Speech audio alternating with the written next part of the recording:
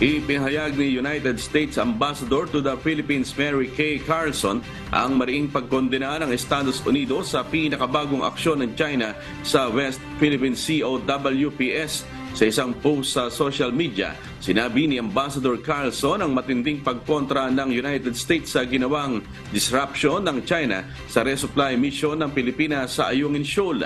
Dagdag pa nito na isapanganib din anya ng insidente ang buhay ng mga Pilipinong nagsasagawa ng kanilang misyon na makapag-supply para sa tropa ng mga sundalo na nakaistasyon sa BRP Sierra Madre sa WPS. Tiniyak naman nila ang paninindigan na ipagtanggol ang soberanya ng Pilipinas kasama ng kanilang mga kaibigan at kaalyado. Naging matagumpay pa rin ang pinakabagong ROREM mission ng Armed Forces of the Philippines at Philippine Coast Guard sa kabila ng panghaharang at pambubuli ng China.